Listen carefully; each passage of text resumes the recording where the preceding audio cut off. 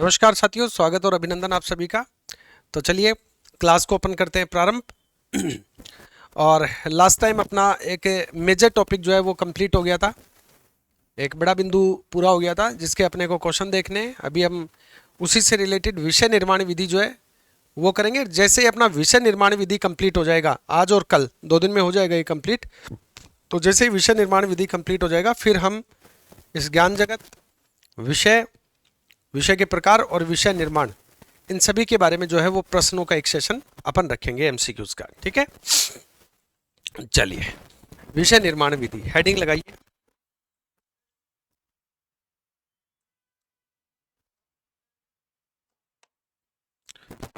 विषय निर्माण विधि।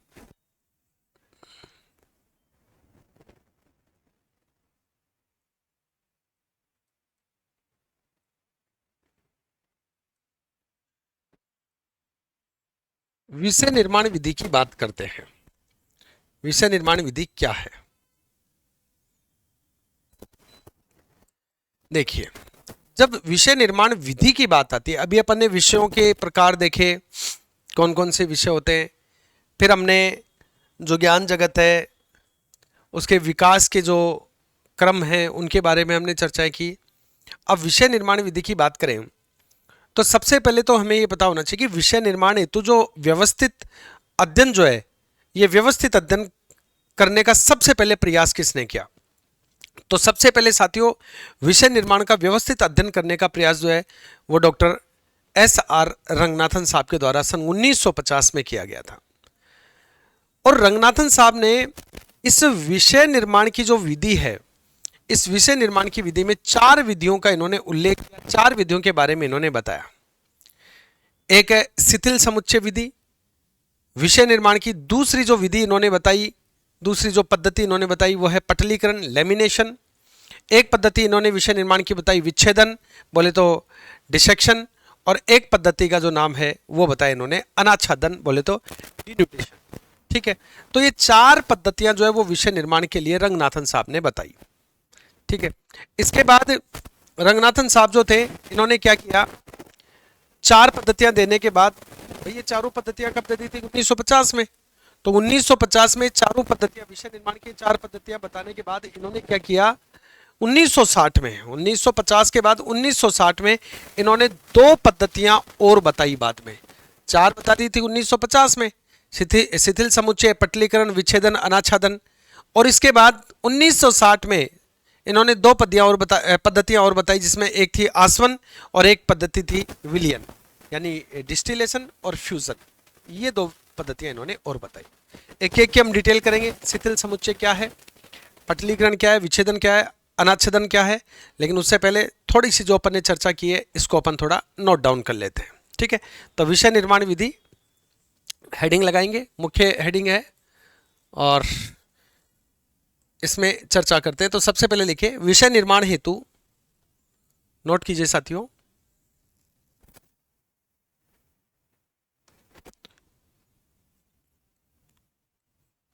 विषय निर्माण हेतु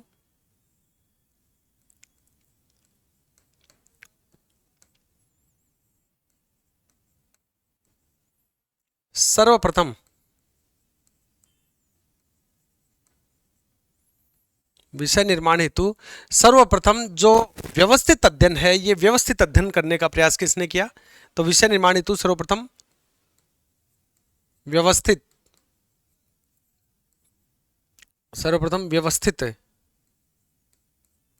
अध्ययन, व्यवस्थित अध्ययन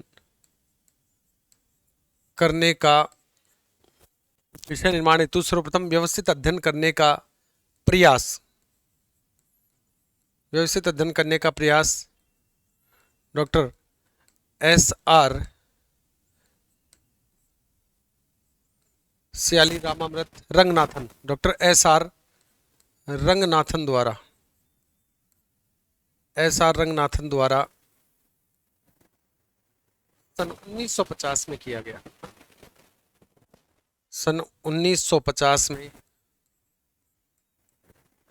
किया गया, सन 1950 में किया गया। तो विषय निर्माण के लिए सर्वप्रथम या सबसे पहले जो व्यवस्थित अध्ययन करने वाले थे वो थे डॉक्टर एस आर रंगनाथन 1950 में। इन्होंने विषय निर्माण की 4 पद्धतियों के बारे में बताया। अगली बात लिखें, रंगनाथन साहब ने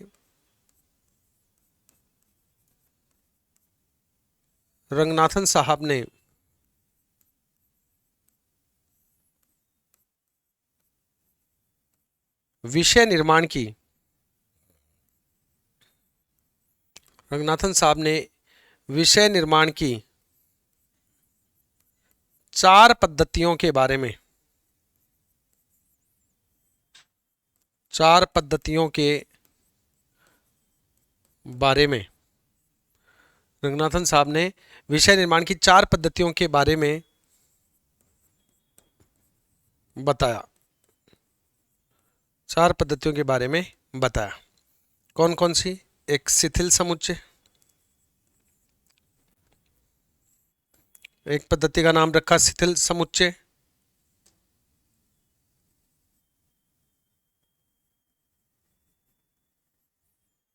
एक पद्धति का नाम क्या रखा इन्होंने? शिथिल समुच्चय रखा। दूसरी पद्धति का नाम इन्होंने रखा दोस्तों पटलीकरण, लैमिनेशन, पटलीकरण। तीसरी पद्धति का इन्होंने नाम रखा विच्छेदन और चौथी का रखा अनाच्छादन। विच्छेदन और अगली जो पद्धति थी वो थी अनाच्छादन। अनाच्छादन को इंग्लिश में कहेंगे डिन्यूडेशन। ये 4 पद्धतियां जो है वो एस आर रंगनाथन साहब के द्वारा बताई गई। ठीक है, नोट करो, इन चारों नामों को नोट कर लीजिए। चारों नाम नोट कर लीजिए।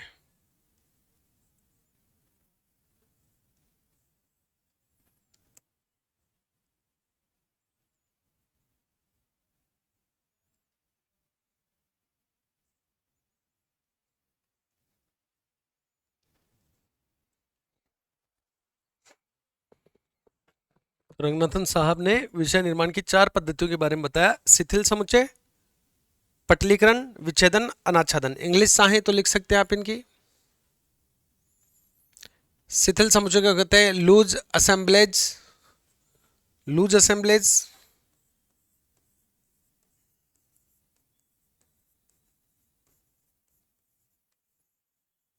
Loose assemblage. पटलीकरण को कहते हैं लेमिनेशन।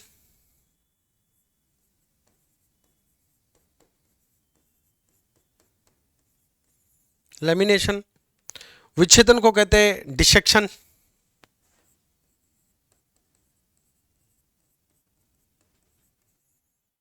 डिसेक्शन। और अनाच्छादन जो है, इस अनाच्छादन को कहते हैं डिन्यूडेशन। डिन्यूडेशन।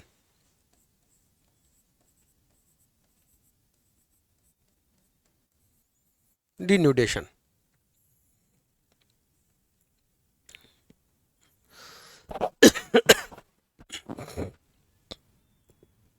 तो ये पद्धतियां कब दी गई थी? ये 1950 में दी गई थी विषय निर्माण के लिए एस आर रंगनाथन साहब के द्वारा।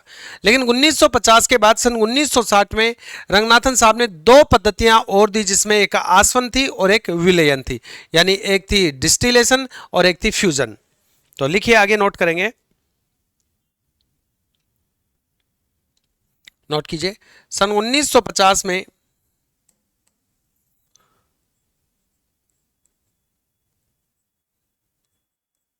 सन 1950 में बताई गई 1950 में बताई गई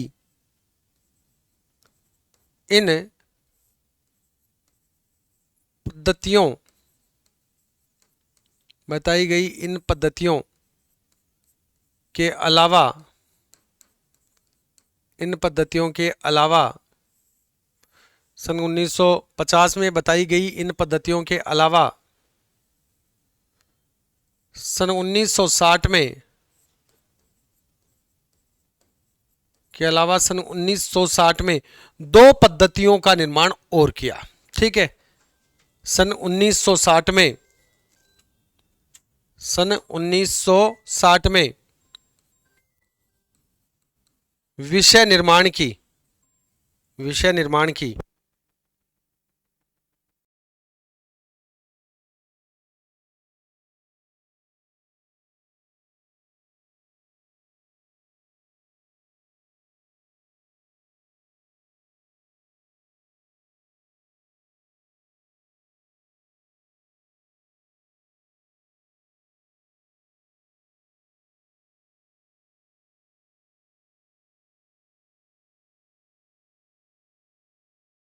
पद्धतियों के अलावा सन 1950 में बताई गई इन पद्धतियों के अलावा सन 1960 में विषय निर्माण हेतु,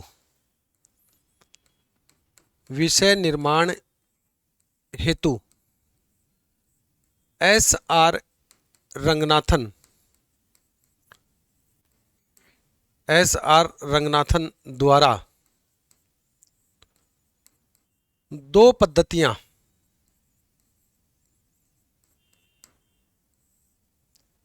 विषय निर्माण हेतु एस.आर. रंगनाथन द्वारा दो पद्धतियां और बताई गई, या यूं कह दो, दो पद्धतियों का निर्माण और इन्होंने किया। ठीक है, दो पद्धतियां और दी गई, और दी गई। ये दो पद्धतियां, ये दो पद्धतियां निम्न हैं। ये दो पद्धतियां निम्न है। एक है आसवन, आसवन पद्धति। आसवन पद्धति को हम क्या कहेंगे? इसको हम कहेंगे डिस्टिलेशन। इंग्लिश में क्या कहेंगे? डिस्टिलेशन। और एक जो दूसरी पद्धति है दोस्तों, उसे कहेंगे विलियन, जिसे फ्यूजन कहेंगे। नंबर 2 विलियन।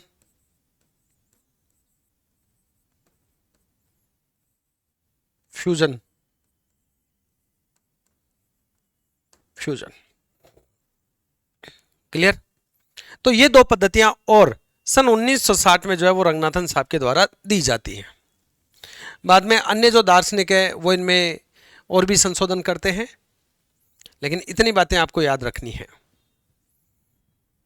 अब हम बात करते हैं सबसे पहले जो नंबर 1 4 पद्धतियों में से जो पहला नंबर था शिथिल समुच्चय, उसकी बात करते हैं। तो एक शिथिल समुच्चय हो गया, एक पटलीकरण हो गया, विच्छेदन हो गया, अनाच्छादन हो गया। उसके बाद 1960 में आसवन और विलयन दो और दे दी जाती हैं। तो पहली जो पद्धति है शिथिल समुच्चय, इसके बारे में अब हम डिटेल देखने वाले हैं। तो इतना अगर आपने नोट कर लिया है तो अब चलते हैं मेन बिंदु की ओर, वो है शिथिल समुच्चय की। शिथिल समुच्चय क्या है? बिल्कुल संजय, मैं अच्छा हूं, बिल्कुल। शिथिल समुच्चय, चले आगे बढ़े। इतना अगर नोट कर लिया आपने तो आगे बढ़े। तो नंबर 1 हेडिंग लगाइए शिथिल समुच्चय। विषय निर्माण की पद्धतियों में एस.आर. रंगनाथन ने जो 4 पद्धतियां दी थी, उनमें पहली पद्धति का नाम है शिथिल समुच्चय। तो हेडिंग लगाइए शिथिल समुच्चय।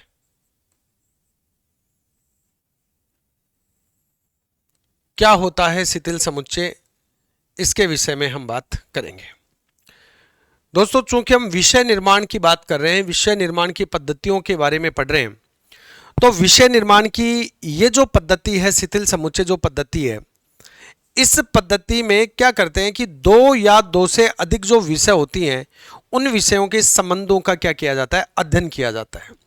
फिर से सुनिए, मैंने कहा शिथिल समुच्चय। शिथिल समुच्चय क्या कहता है? तो शिथिल समुच्चय विषय निर्माण की ऐसी पद्धति है जिसमें 2 या 2 से अधिक जो विषय हैं, उनके संबंधों का क्या किया जाता है? अध्ययन किया जाता है, जिससे नए जटिल विषयों का निर्माण होता है। यह जो शिथिल समुच्चय पद्धति है, इस पद्धति को भी 3 भागों में बांटा गया है। ये 3 पद्धतियां कौन कौन से हैं, उनके बारे में बात करते हैं। ठीक है, मैं बता के गया था संजय आप लोगों को, शायद आपने क्लास में ध्यान नहीं दिया होगा, बोल के गया था मैं। बिल्कुल अनीता, गुड आफ्टरनून। चलिए, तो शिथिल समुच्चय में लिखिए विषय निर्माण की इस पद्धति में पहला है शिथिल समुच्चय। शिथिल समुच्चय में नोट कीजिए विषय निर्माण की विषय निर्माण की इस पद्धति में विषय निर्माण की इस पद्धति में दो या दो से अधिक विषयों के संबंधों का अध्ययन करते हैं।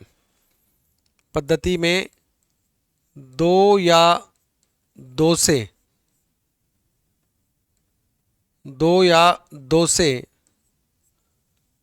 अधिक विषयों, दो या दो से अधिक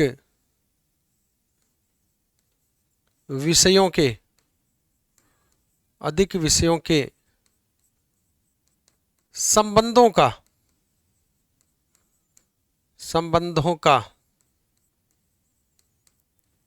अध्ययन करते हैं। दो या दो से अधिक विषयों के संबंधों का अध्ययन करते हैं जिसके परिणाम स्वरूप या जिसके फलस्वरूप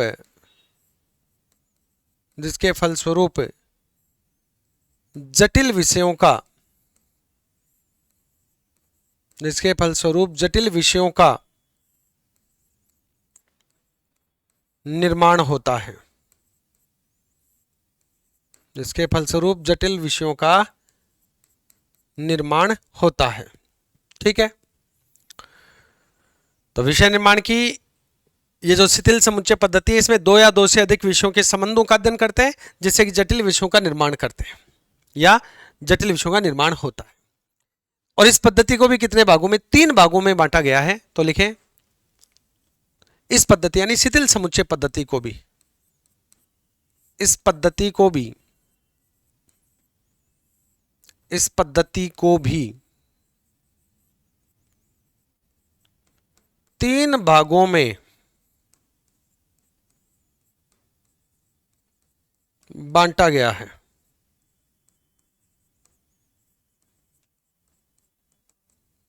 इस पद्धति को भी कितने भागों में बांटा गया है? 3 भागों में बांटा गया है।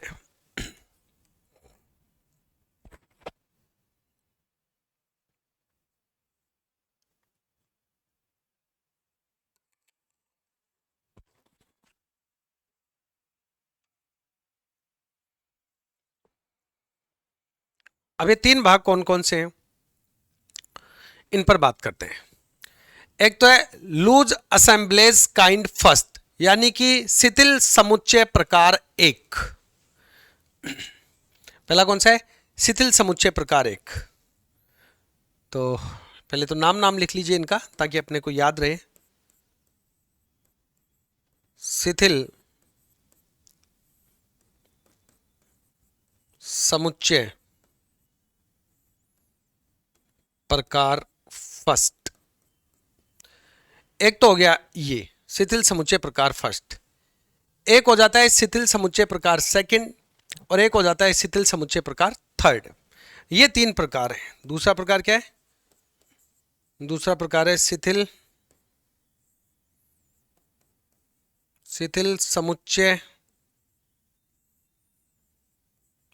समुच्चय प्रकार सेकंड।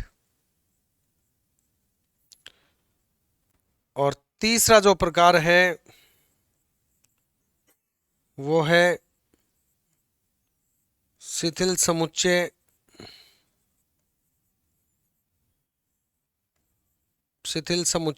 प्रकार थर्ड।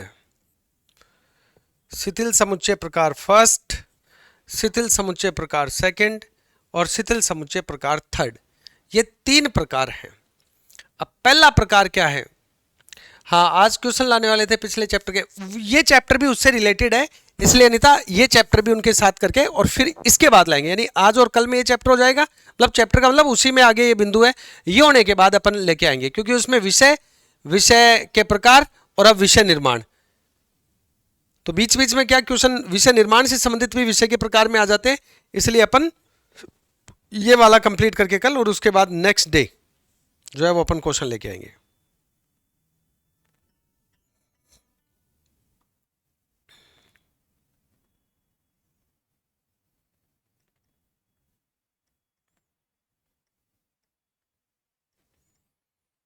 हो गया?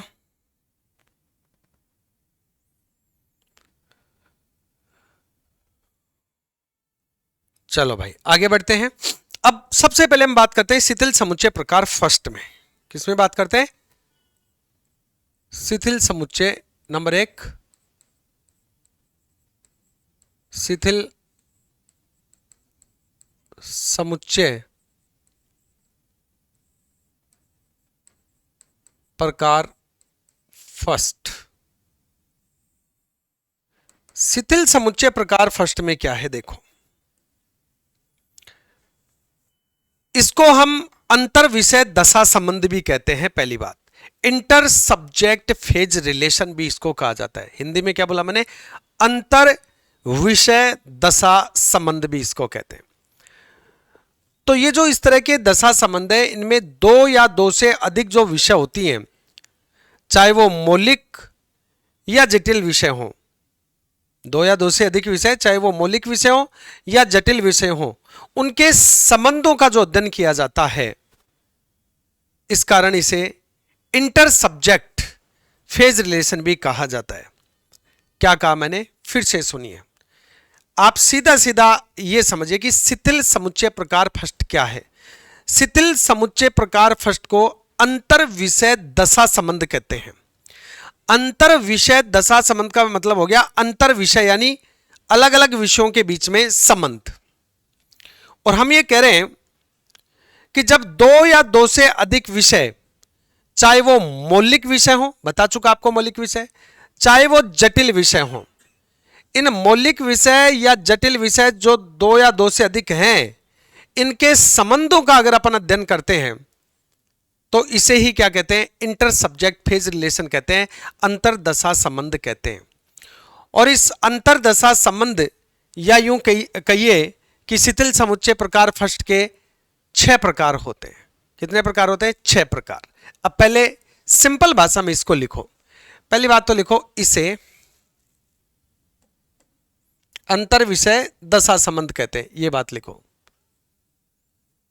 इसे मतलब शिथिल समुच्चय प्रकार फर्स्ट को इसे अंतर विषय, इसे अंतर विषय दशा संबंध, अंतर विषय दशा संबंध कहते हैं। इसे क्या कहते हैं? अंतर विषय दशा संबंध कहते हैं। होता क्या है इसमें? इस तरह का जो दशा संबंध, इसमें दो या दो से अधिक जो विषय होते हैं, वो विषय चाहे मौलिक हो और चाहे वो जटिल हो, उन विषयों का जो संबंध का अध्ययन है वो इसी के अंतर्गत किया जाता है। तो लिखो, इस दशा संबंध के अंतर्गत, इस दशा संबंध के अंतर्गत, इस दशा संबंध के अंतर्गत दो या दो से अधिक, दो या दो से अधिक मौलिक विषय या जटिल विषय, दो या दो से अधिक मौलिक विषय,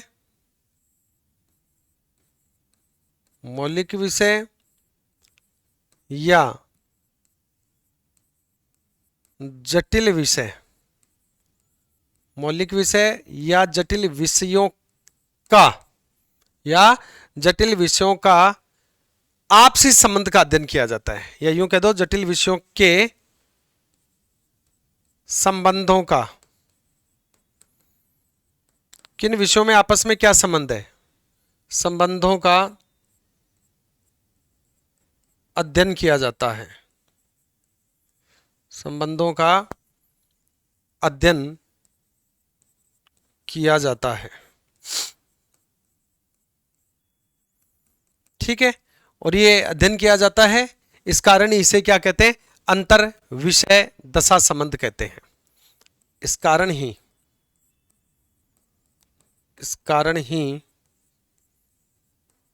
इसे अंतर विषय दशा संबंध, अंतर विषय दशा संबंध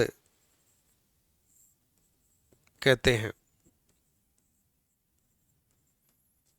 इस कारण इसे अंतर विषय दशा संबंध कहते हैं।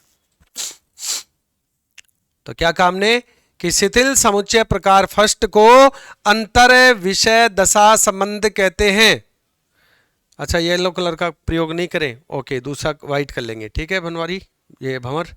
चलिए, तो देखिए, अंतर विषय संबंध, शिथिल समुच्चय प्रकार फर्स्ट को अंतर विषय दशा संबंध कहते हैं। और इस दशा संबंध में दो या दो से ज्यादा कौन से विषय, चाहे मौलिक विषय हो चाहे जटिल विषय हो, इनके संबंधों का जो अध्ययन किया जाता है, ठीक है, और इनके संबंधों का अध्ययन करने के कारण इसे अंतर विषय दशा संबंध कहते हैं। ठीक है, और ऐसे संबंध कौन से, अंतर विषय दशा संबंध जो है ये 6 प्रकार के होते हैं। तो आप लिख सकते हैं या तो कि शिथिल समुच्चय प्रकार फर्स्ट या अंतर विषय दशा संबंध 6 प्रकार के होते हैं। तो लिखिए, ये अंतर विषय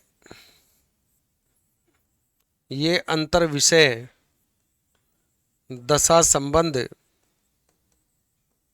ये अंतर विषय दशा संबंध 6 प्रकार के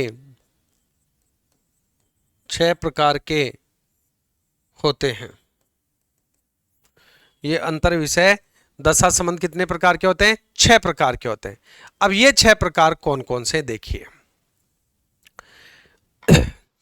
देखो एक बार वापस से मुख्य धारा में आओ। मैंने क्या कहा, हम बात कर रहे हैं विषय निर्माण की, और विषय निर्माण की बात करते हैं तो सबसे पहले विषय निर्माण का सुसंगत अध्ययन करने का जो प्रयास किया, ये किया डॉक्टर एस.आर. रंगनाथन ने 1950 में।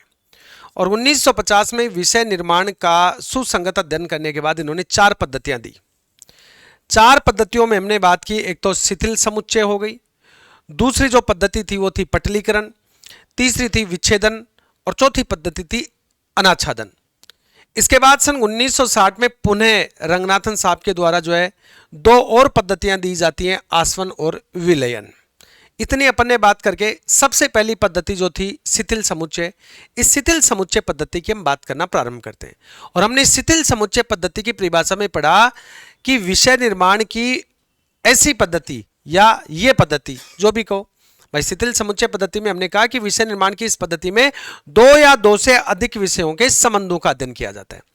फिर इसको भी 3 भागों में बांट दिया, शिथिल समुच्चय प्रकार फर्स्ट, शिथिल समुच्चय प्रकार सेकंड, शिथिल समुच्चय प्रकार थर्ड।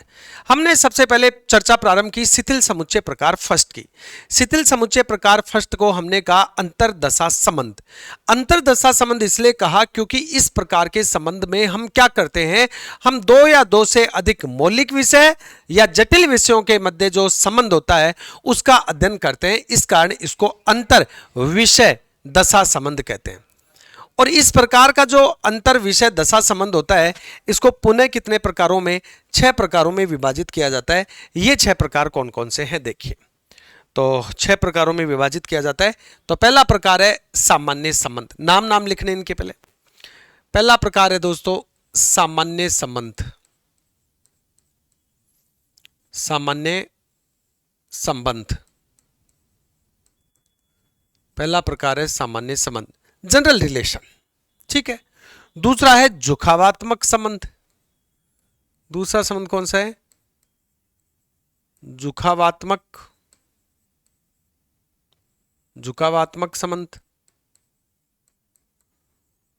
दूसरा प्रकार है झुकावात्मक संबंध।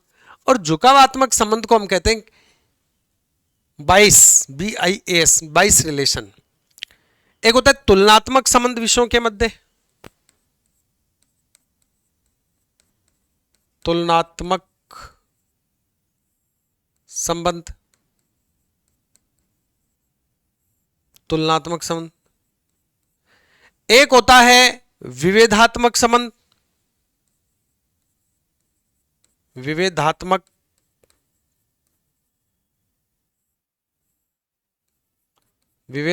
संबंध। विभेदात्मक जो संबंध होता है इसे डिफरेंस रिलेशन भी कहते हैं। क्या कहते हैं, डिफरेंस रिलेशन।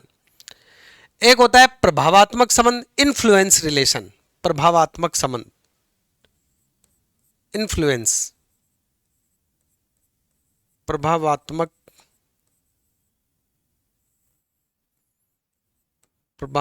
संबंध। प्रभावात्मक संबंध। और एक जो संबंध है उसे हम कहते हैं कौन सा? उपकरण सूचक संबंध, टूल रिलेशन। ठीक है, उपकरण सूचक संबंध, उपकरण सूचक संबंध, इंग्लिश में इसको टूल रिलेशन कहते हैं।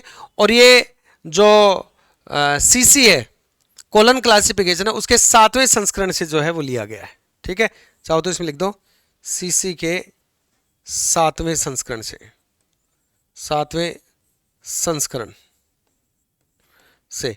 और मैंने आपको सीसी के 7 संस्करण जो है उन सातों के सातों की जो है वो डेट जो है वो मैंने आपको बता दी थी, ईयर्स आपको बता दी थी।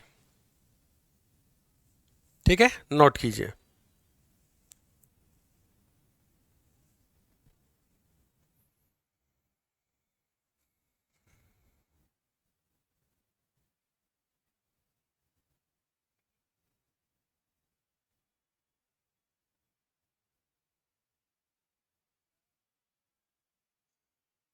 देखो, ये हो गया अपना पहला, कौन?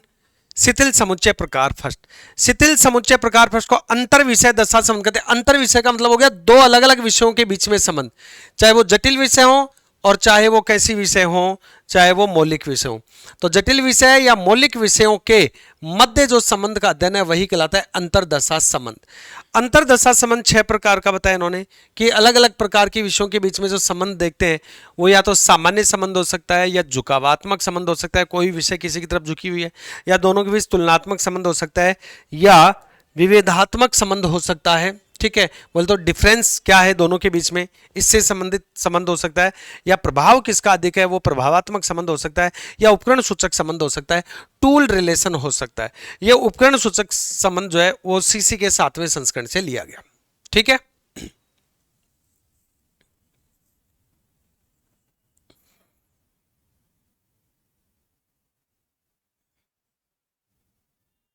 क्लियर। अब बात आती है नंबर 2, शिथिल समुच्चय प्रकार सेकंड। नंबर 2 लिखिए, शिथिल समुच्चय प्रकार सेकंड।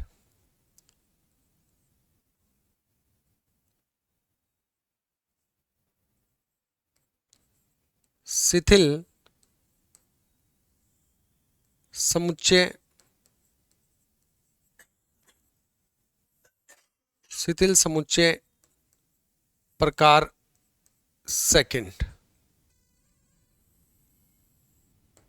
शिथिल समुच्चय प्रकार सेकंड की बात करें तो देखिए, हमने शिथिल समुच्चय प्रकार फर्स्ट को अंतर विषय दशा संबंध का, अंतर विषय का मतलब हो गया दो अलग अलग विषयों के बीच में संबंध, लेकिन इसे हम कहते हैं अंतर दशा पक्ष संबंध। अंतर दशा पक्ष संबंध का मतलब हो गया कि विषय एक ही है और इस विषय एक ही विषय के दो अलग अलग फैक्ट जो हैं, पक्ष जो हैं, उनके बीच में जो संबंध का अध्ययन है वो कहलाता है अंतर दशा पक्ष संबंध। क्या कहा मैंने कि हमने जब शिथिल समुच्चय प्रकार फर्स्ट में बात की तो उसको हमने अंतर दशा विषय संबंध का, अंतर दशा विषय संबंध इसलिए कहा क्योंकि उसमें अलग अलग विषयों के मध्य संबंधों का अध्ययन किया जा रहा था। लेकिन शिथिल समुच्चय प्रकार द्वितीय को अंतरदशा पक्ष संबंध कहते हैं। अंतरदशा पक्ष संबंध का मतलब हो गया कि विषय एक है और उस एक ही विषय के अलग अलग पक्षों के मध्य हम क्या कर रहे हैं, संबंधों का अध्ययन कर रहे हैं, और एक ही विषय के अलग अलग पक्षों के मध्य संबंधों का अध्ययन करने के कारण इसे इंटरफेक्ट्स फेज रिलेशन या अंतर दशा पक्ष संबंध कहते हैं। और यह भी कितने प्रकार का है? 6 प्रकार का है। तो परिभाषा आपको मुख्य रूप से पता होनी चाहिए क्योंकि वो सिंपल बात पूछेगा सीधा परिभाषा पे। तो लिखो, इसे, पहली बात ये लिखेंगे, इसे क्या कहते हैं? इसे अंतर दशा, इसे अंतर दशा पक्ष संबंध, अंतरदशा पक्ष संबंध कहते हैं। इसे क्या कहते हैं? अंतरदशा पक्ष संबंध इसको कहते हैं। होता क्या इसमें, इस तरह के संबंध के अंतर्गत क्या होता है, तो इस तरह के संबंध के अंतर्गत एक ही विषय के दो अलग अलग पक्षों के बीच संबंधों का अध्ययन किया जाता है। तो लिखो, इस प्रकार के संबंध में, इस प्रकार के संबंध में एक ही विषय के दो अलग अलग, एक ही विषय के दो अलग अलग पक्षों के मध्य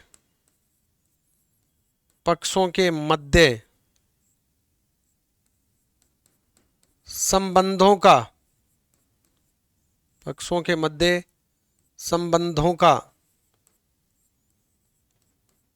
अध्ययन किया जाता है।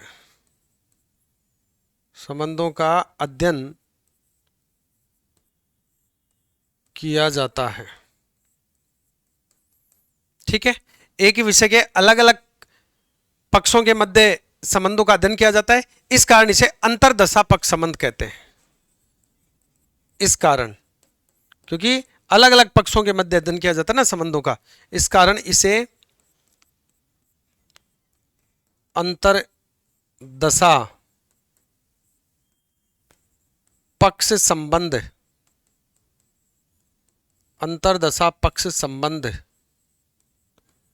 कहते हैं। इसे अंतरदशा पक्ष संबंध कहते हैं।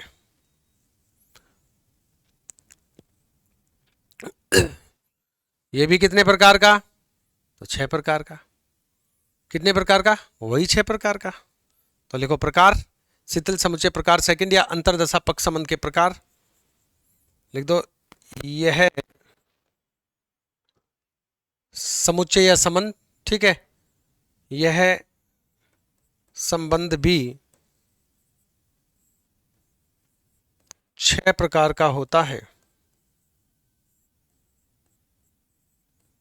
यह संबंध भी 6 प्रकार का होता है। कौन कौन सा, तो नंबर 1 वही सामान्य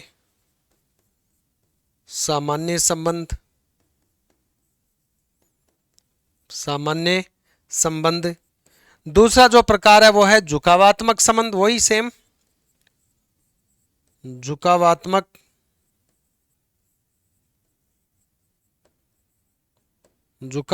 संबंध। और तीसरा जो प्रकार है साथियों वो है कौन सा, तुलनात्मक संबंध। अभी बात की थी अपन ने कौन सा, तुलनात्मक संबंध। तुलनात्मक, विषयों के पक्षों के मध्य तुलना हो तो तुलनात्मक संबंध। तुलनात्मक संबंध के बाद में नंबर 4 आता है विभेदात्मक, जिसे कहते हैं डिफरेंस। क्या कहते हैं, डिफरेंस रिलेशन कहते हैं। तो विभेदात्मक संबंध नंबर 4, विभेदात्मक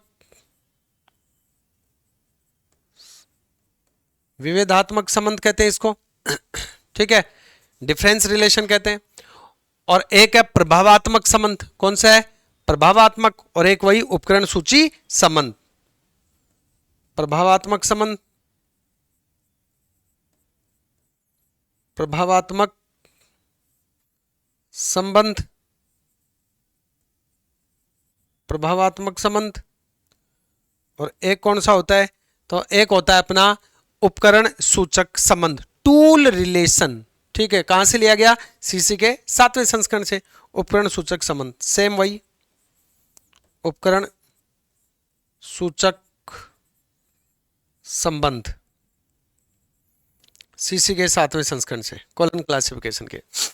तो पहला जो था ना, देखो दोनों में डिफरेंस क्या रहा कि हमने जो सबसे पहला पढ़ा, पहला कौन सा, जिसमें हमने कहा शिथिल समुच्चय प्रकार फर्स्ट, उसको हमने कहा अंतर विषय दशा संबंध। यानी अलग अलग विषयों के बीच में संबंधों का अध्ययन, चाहे वो जटिल विषय हो, चाहे वो कैसी हो, सामान्य हो या विशेष प्रकार की हो। ठीक है, यही तो हमने कहा यहां पर कि चाहे वो जटिल हो चाहे सामान्य हो, यानी कि मौलिक विषय हो, इनके बीच में संबंध। दूसरा हमने कहा शिथिल समुच्चय प्रकार 2, इसको हमने कहा अंतर दशा पक्ष संबंध, यानी एक विषय के दो अलग अलग पक्षों के मध्य संबंध का अध्ययन करना। ये भी 6 प्रकार के, वही कौन कौन से? सामान्य संबंध, झुकावात्मक संबंध, तुलनात्मक संबंध, विभेदात्मक संबंध, प्रभावात्मक संबंध और एक उपकरण सूचक संबंध, जिसको टूल रिलेशन कहते हैं। सीसी के 7वें संस्करण से लिया गया है। ठीक है। तीसरा जो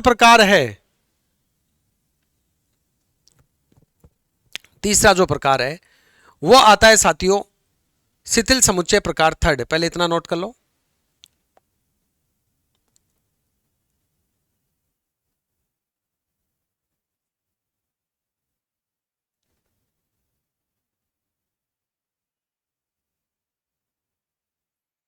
देखो तीनों बड़े सिंपल हैं। अभी जब ये तीसरा प्रकार करवाने के बाद में जब समराइजेशन बताऊंगा तो आपको तुरंत याद हो जाएगा।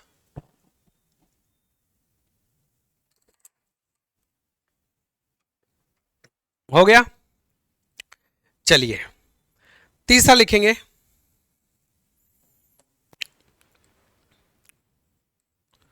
शिथिल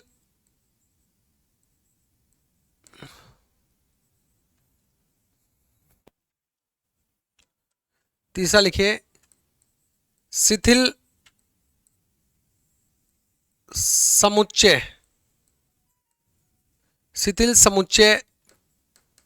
प्रकार 3। शिथिल समुच्चय प्रकार 3, लूज असेंबलेज काइंड 3, जिसे अंतर पंक्ति दशा संबंध भी कहते हैं।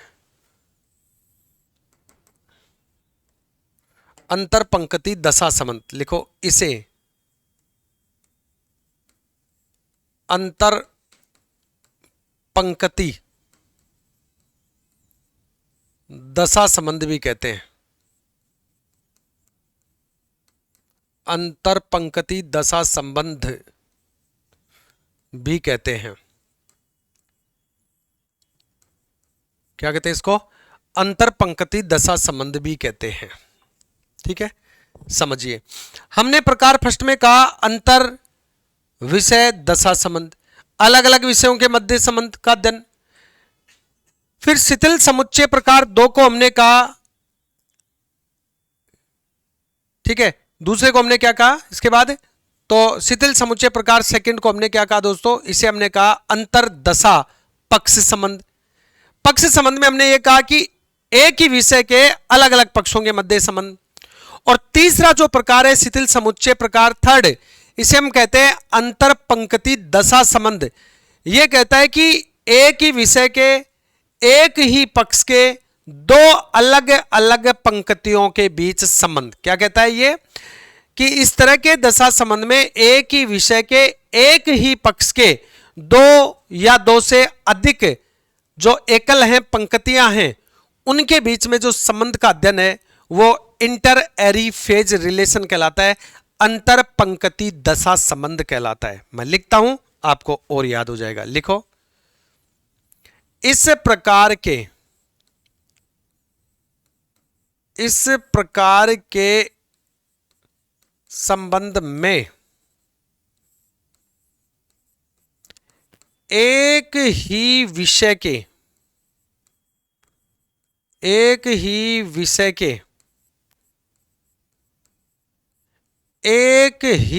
पक्ष के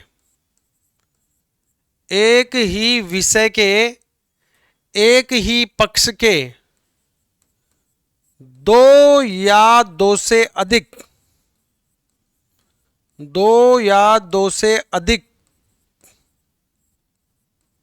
एकल या पंक्तियों, दो या दो से अधिक एकल या पंक्तियों के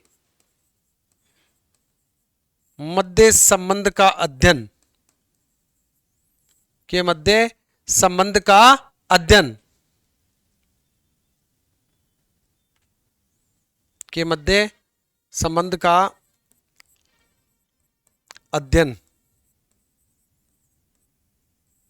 क्या कहलाता है?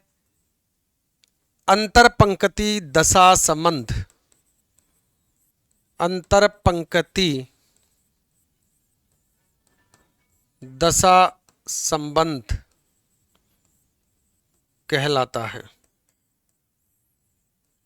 ठीक है, और ये भी कितने प्रकार का होता है, ये भी 6 प्रकार का होता है। तो बार बार नाम लिखने से मतलब नहीं है, आप लिख दो ये है, ये भी 6 प्रकार का होता है। ठीक है, मैं यहाँ लिख देता हूँ ए से B C D E F, A से एफ तक उपरोक्त वर्णित। उपरोक्त वर्णित मतलब जो ऊपर अपन ने नाम लिख दिया ना, वही नाम। ए से एफ तक नाम उपरोक्त वर्णित है। कौन कौन से? सामान्य संबंध, झुकावात्मक संबंध, प्रभावात्मक संबंध, तुलनात्मक संबंध, विविधात्मक संबंध और उपकरण सूचक संबंध, जो सीसी के 7वें संस्करण से लिया गया है। ठीक है, तो इस तरह से सबसे पहले अपन ने शिथिल समुच्चय की बात की। तो एक सेकंड में मैं आपको समराइजेशन करा देता हूं, काइंड फर्स्ट का है या काइंड सेकंड का, कैसे पता चलेगा? सुनिए, सबके प्रकार सेम है, इसका मतलब शिथिल समुच्चय के सभी प्रकारों के जो ये सब टाइप्स है ये सेम है। कौन कौन से? जो भी मैंने आपको बताए, सामान्य संबंध, ठीक है, झुकावात्मक संबंध, प्रभावात्मक संबंध, तुलनात्मक संबंध, विविधात्मक संबंध और उपकरण सूचक संबंध। प्रकार कैसे चलेगा? प्रकार का पता कैसे चलेगा कि शिथिल समुच्चय प्रकार फर्स्ट का है, सेकंड का है, थर्ड का है? तो आपको पता चलेगा कहीं ना कहीं लाइन में होगा कि दो अलग अलग विषयों के मध्य संबंध का अध्ययन करवा रहा है, तब तो शिथिल समुच्चय प्रकार फर्स्ट होगा, जिसे अंतर विषय दशा संबंध कहेंगे। अगर एक ही विषय के दो अलग अलग पक्षों के मध्य संबंध की बात कर रहा है तो इसे हम क्या कहेंगे? तो इसे हम कहेंगे अंतर दशा पक्ष संबंध। क्या कहेंगे इसको? अंतर दशा पक्ष संबंध। अगर एक ही विषय के एक ही पक्ष के दो या दो से अधिक एकलों या पंक्तियों के मध्य अध्ययन की बात कर रहा है तो इसे हम कहेंगे अंतर पंक्ति दशा संबंध। ठीक है, ये 3 बातें याद रखनी है, बाकी इनके उदाहरण सेम है। सामान्य संबंध, झुकावात्मक संबंध, तुलना करेंगे, तुलनात्मक, विवेदात्मक मतलब डिफरेंस देखेंगे, विवेदात्मक, फिर इन्फ्लुएंस देखेंगे यानी प्रभावात्मक, और नंबर 6 उपकरण सूचक संबंध, टूल रिलेशन। ठीक है, चलिए बाकी जब ये यूनिट कल अपन कंप्लीट कर लेंगे, मतलब ये बिंदु अपन कल कंप्लीट कर लेंगे, तो उसके बाद आपको प्रश्न लेके आऊंगा तो आपको समझ में आ जाएगा कि इस तरह से प्रश्न पूछे जाएंगे। ठीक है, चलिए मिलते हैं अगले सेशन में, तब तक के लिए नमस्कार।